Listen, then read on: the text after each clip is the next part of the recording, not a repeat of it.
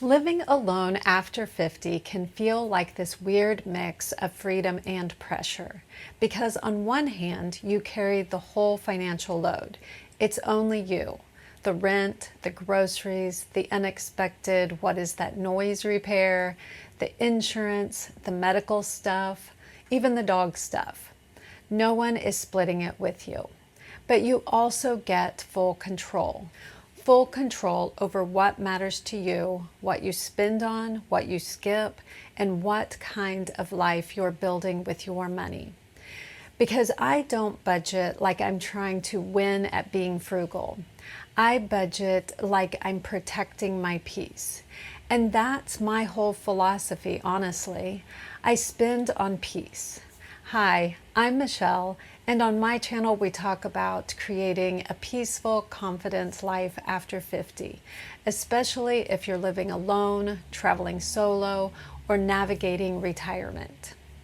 I've been redefining what luxury means for me. Real luxuries aren't things that you buy to impress people. Real luxuries are health, energy, boundaries, time, and a life that feels calm instead of chaotic. So when I make money decisions, the question isn't, is this the cheapest option? The question is, does this create peace or does it create stress? Because when you live alone, stress costs more than money.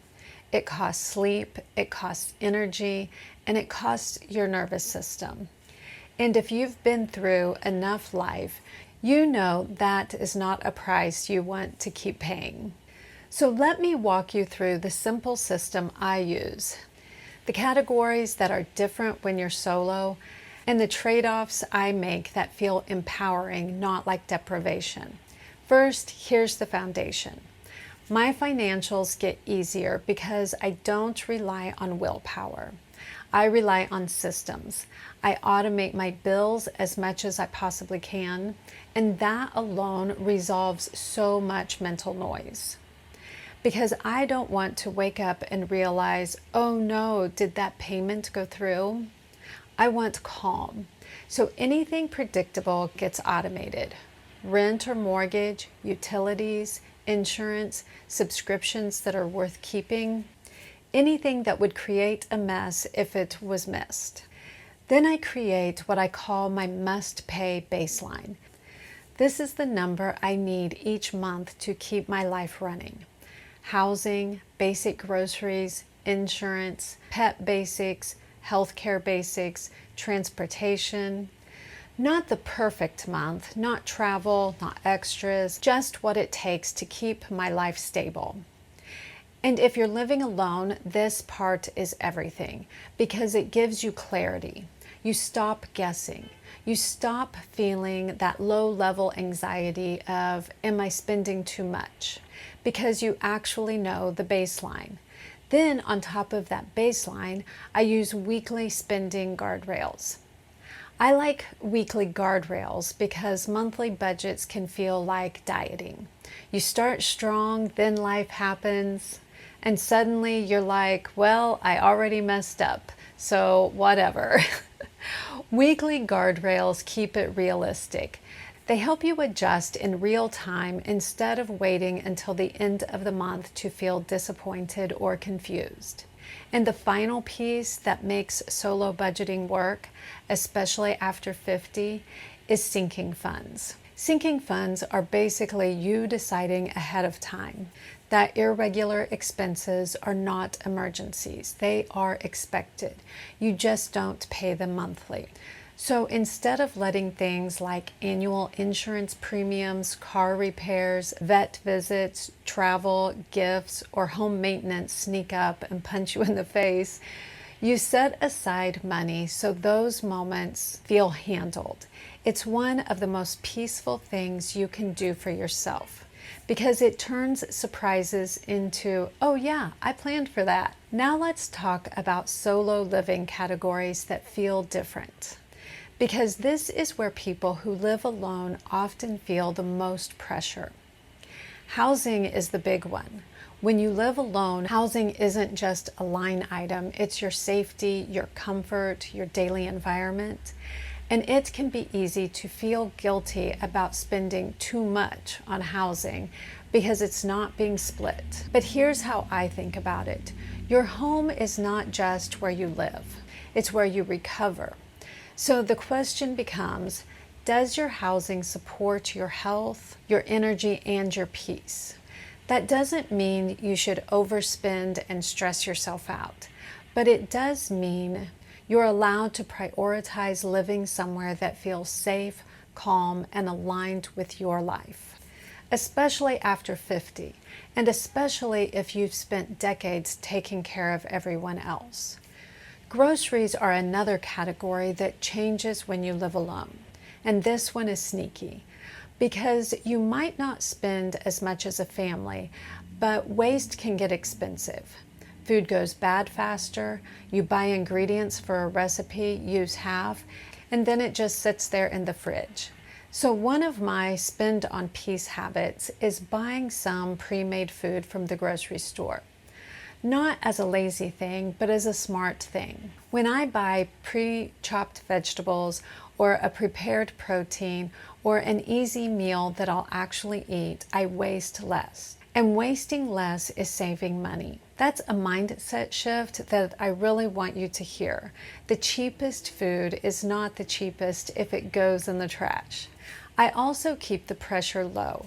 I don't need gourmet cooking every night. I need consistent nourishment that supports my energy. Peace over perfection. Insurance is another big solo living category because when you're alone, you don't have that built-in safety net of a second income. So insurance becomes less about, ugh, another bill, and more about protecting your stability.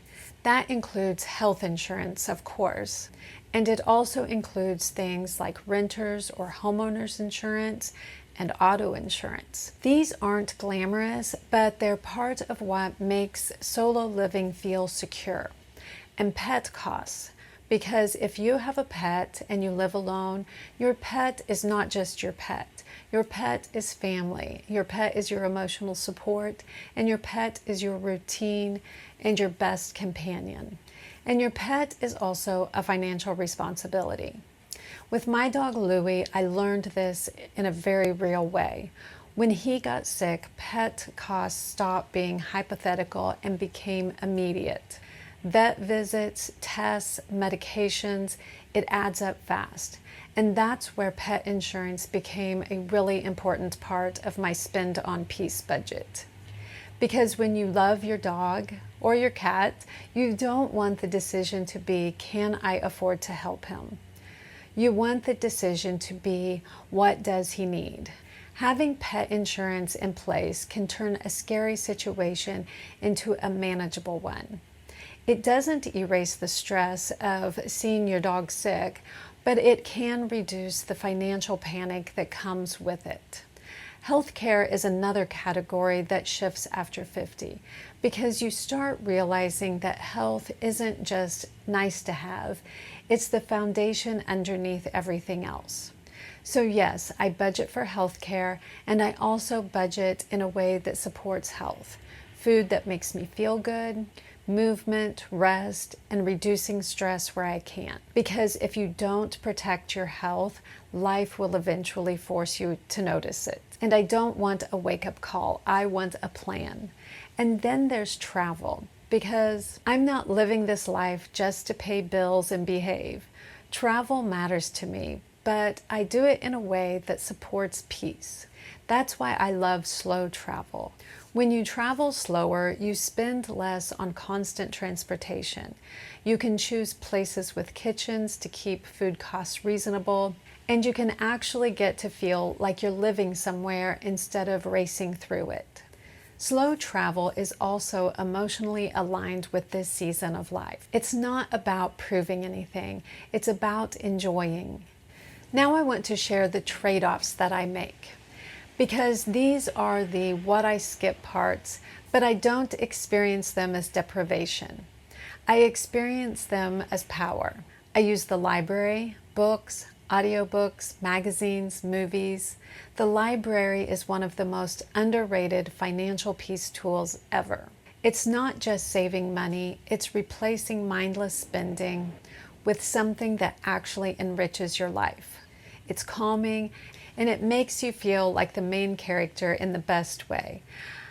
I also keep a capsule wardrobe mindset. That doesn't mean I never buy anything. It means I'm intentional. I don't want a closet full of meh. I want pieces that I actually wear, that make me feel like myself, and that mix and match easily, and that remove decision fatigue. Because peace is also getting dressed without spiraling. I also skip the lifestyle upgrades that don't actually improve my daily life. The random Target cart that starts with one thing and ends with 17. The I deserve a treat spending that turns into a habit. The subscriptions that I don't use. Automate what you can and know your must-pay baseline. Use weekly guardrails so that you stay connected to your choices. And create sinking funds so your life doesn't feel like one expected expense away from chaos. And then decide what peace means to you. Maybe peace is a smaller space that's easier to maintain. Maybe peace is paying for grocery convenience so you actually eat well. And maybe peace is pet insurance because your dog is your heart. Maybe peace is slow travel instead of constant consumption. Living alone means you carry the whole financial load, but you also get full control. And that's a powerful trade. If you want to tell me in the comments, what's one thing you spend on that genuinely buys you peace? And what's one thing that you used to spend on that you realized wasn't worth it? And if you're building a calm, independent life after 50, subscribe because that's what we do here. Thank you so much for watching.